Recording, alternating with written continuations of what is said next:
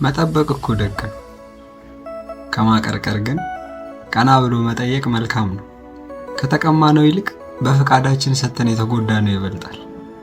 ፍቃዳችንን ለእግዚአብሔር እንስጥ።